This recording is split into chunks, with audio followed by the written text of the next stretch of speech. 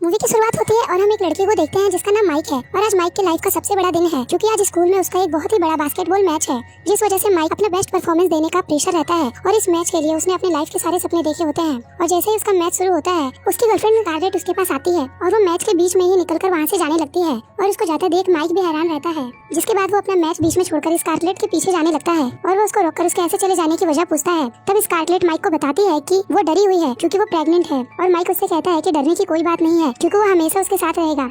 और ये कहकर माइक अपना मैच छोड़कर स्कारलेट के साथ वहाँ से निकल जाता है। अब कहानी 20 साल के बाद दिखाई जाती है और हम देखते हैं कि माइक 37 साल का हो चुका है। पहले के लिए गए फैसले पर वह रोज अफसोस करता है क्योंकि बास्केटबॉल के अलावा माइक का किसी भी काम में मन नहीं लगता था। और इसके अलावा वो जिस कंपनी में काम करता था वहाँ दिन रात मेहनत करने के बाद भी उसकी कोई रिस्पेक्ट नहीं करता। और घर में भी उसके दोनों बच्चों को उसके होने या ना होने से कोई फर्क नहीं पड़ता। और स्कारलेट के साथ उसके रिश्ते पर भी मंडरा रहा होता है क्योंकि परिवार पर ध्यान न देने की वजह से स्कारलेट उसको तलाक देने वाली होती है, जिसकी वजह से माइक की जिंदगी बर्बाद हो चुकी है। अब एक दिन माइक अपने बच्चे एलेक्स और मैगी को स्कूल से पिकअप करने के लिए जाता है तो वहाँ पर उसको अपने टाइम की फोटो लगी हुई दिखती है जब स्कूल बास्केटबॉल टीम में था, जिसको देखकर वो मन ही मन बहुत ज्यादा खुश होता है। तभी उसके पास एक साफ सफाई करने वाला बूढ़ा आदमी आता है और कहता है कि वो आज भी अपने पास्ट में लटका हुआ है। तब माइक उससे कहता है कि वही एक समय था जब उसको अपने ऊपर नाज था और वो उम्मीद करता था कि काश वो अपनी लाइफ दोबारा से जी पाता। अब तभी उसकी बेटी मैगी भी वहाँ पर आ जाती है, जिसके बाद माइक अपने बच्चों को एक रेस्टोरेंट में लेकर जाता है और वहाँ पर उनसे बात करने की कोशिश करता है, मगर वो दोनों उसको इग्नोर करते हैं। अब जब माइक वापस जब घर आता है तब स्कारलेट और उसके बीच में लड़ाई हो जाती है, जिसकी वजह से वो खुद को कोसने लगता है, जिसकी वजह से परेशान होकर माइक अपने एक दोस्त से मिलने के लिए निकल जाता है जो कि थोड़ा साइको है मगर वो काफी ज्यादा अमीर है। और इसी बीच रास्ते में जाते वक्त माइक को उसी स्कूल वाला बूढ़ा आदमी दिखाई देता है और वो एक ब्रिज पर खड़ा होता है, जिसको देखकर माइक को लगता है कि वो सुसाइड करने वाला है, इसलिए वो उसको रोकने के लिए जाता है। मगर उसके पहुंचने से पहले ही वो बूढ़ा आदमी पानी में कूद जाता है, जिसके बाद माइक दौड़कर पानी में देखने के लिए जाता है और तूफान की वजह से वो भी पानी के अंदर गिर जाता है। अब इसके बाद वो अपने दोस्त के घर आता है और उसके कपड़े काफी ज्यादा गंदे होते हैं, इसलिए वो खुद को साफ करने के लिए चले जाता है। मगर तब वो शीशे में खुद को देखता है तो वो काफी ज्यादा डर जाता है क्योंकि वो 37 साल से फिर से 17 साल का हो चुका है। जिसके बाद वो नेड़ को जाकर सारी बातें बताता है। शुरुआत में तो नेड़ उसको खतरा समझता है और उसके ऊपर हमला कर देता है, लेकिन जल्दी ही उसको पता चलता है कि ये उसका दोस्त माइक है। अब नेड़ माइक से कहता है कि किस्मत ने उसको फिर से एक बार मौका दिया है ताकि वो दोबारा से अपनी लाइफ जी सके और वो अपनी पिछली गलतियों को सुधार सके। अब नेड़ की बात सुनकर माइक अपनी जिंदगी की सबसे बड़ी गलती याद करने की कोशिश करता है और उसको याद आता है कि जब उसने स्कारलेट के लिए अपने सबसे कीमती बास्केटबॉल मैच को छोड़ दिया था। जिसके बाद माइक नेड़ से कहता है मुझको पता चल गया है कि मुझे अपनी जिंदगी की कौन सी गलती सुधारनी है, मगर उसको इस काम के लिए नेड़ की मदद चाहिए। और वो नेड़ को कहता है कि उसका स्कूल में फिर से एडमिशन करवाए ताकि वो फिर से बास्केटबॉल खेल सके और एक बहुत बड़ा चैंपियन बन सके। और इसके लिए नेड़ को अपना पिता बनाकर स्कूल में एडमिशन करवाने के लिए ले जाता है। मगर इसकी वजह से नेड़ को काफी ज्यादा गुस्सा आता है क्योंकि अभी तक उसकी शादी नहीं हुई थी, इसलिए उसको माइक को अपना नाजायज बेटा घोषित करना पड़ता है। मगर नेड़ का मूड तब बदल जाता है जब वो उसके स्कूल की प्रिंसिपल जैन को देखता है। उसको देखते ही नेड़ को उससे प्यार हो जाता है और वो अपना हथियार बनाता है माइक को, जिसके जरिए वो जैन तक जाएगा। इधर माइक जब पहले दिन स्कूल जाता है तो उसको पता चलता है कि उसके बच्चे बिना गार्जियंस की वजह से कितने गलत रास्ते पर हैं। दरअसल उसका एडमिशन एलेक्स और मैगी की क्लास में ही होता है और वो देखता है कि मैगी क्लास के सबसे बेकार लड़के के साथ रिलेशनशिप में है। और एलेक्स से मिलकर उसको पता चलता है कि ना तो वो स्कूल में सबसे ज्यादा फेमस है और ना ही बास्केटबॉल टीम का हिस्सा है। उसने अपने बारे में घर पर झूठ बताया था और सभी बच्चे हर वक्त उसका मजाक उड़ाते रहते थे। एलेक्स की हालत देखकर माइक सबसे पहले उसकी मदद करने का डिसाइड करता है और वो एलेक्स को बास्केटबॉल की ट्रेनिंग देने की सोचता है। और इसी बीच उसको पता चलता है कि मैगी का बॉयफ्रेंड स्टैन वही लड़का है जो उसको सबसे ज्यादा परेशान करता था और इसी वजह से एलेक्स बास्केटबॉल टीम में नहीं जा सकता क्योंकि स्टैन ही बास्केटबॉल टीम का कैप्टन है। जिसके बाद माइक सबके सामने सबक सिखाने का डिसाइड करता है ताकि वो एलेक्स से अपनी दोस्ती और पक्की कर सके। जिसके बाद वो स्टैन का सबके सामने मजाक उड़ाने लगता है और माइक और एलेक्स की दोस्ती और भी पक्की हो जाती है। दूसरी तरफ नेड प्रिंसिपल जैन को काफी इम्प्रेस करने की कोशिश करता है, मगर वो यह कहकर मना कर देती है कि वो अपने स्टूडेंट के पिता के साथ डेट नहीं कर सकती।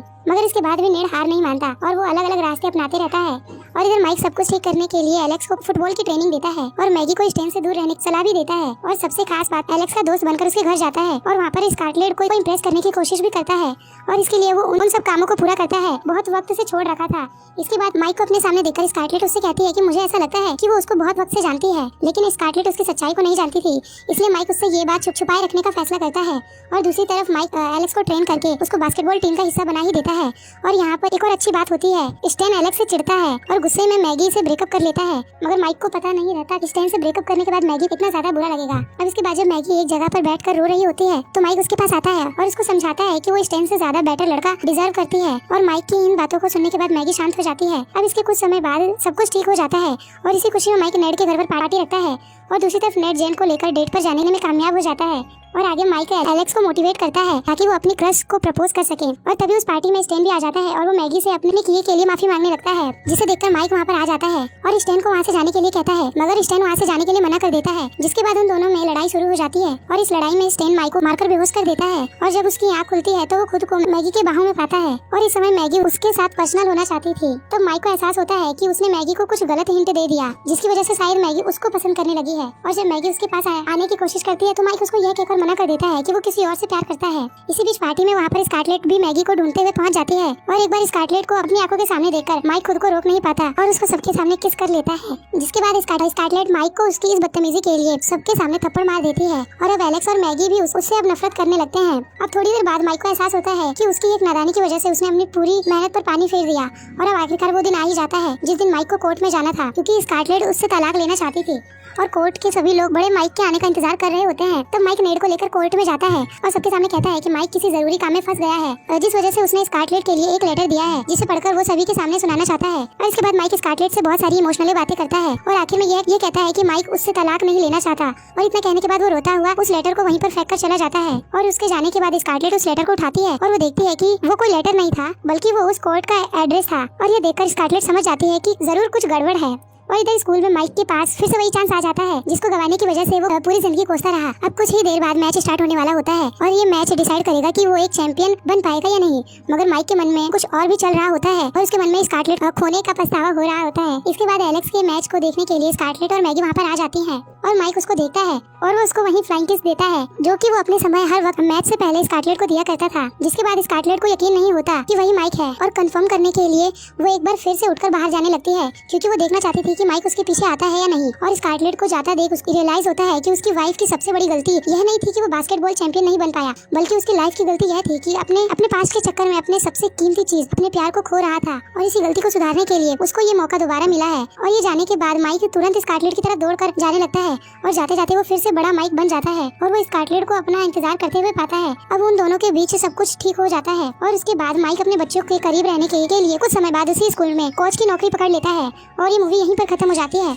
अगर आपको मूवी अच्छी लगी तो चैनल को सब्सक्राइब कर देना, कमेंट करके बताना कि ये वीडियो आपको कैसी लगी। Thank you for watching.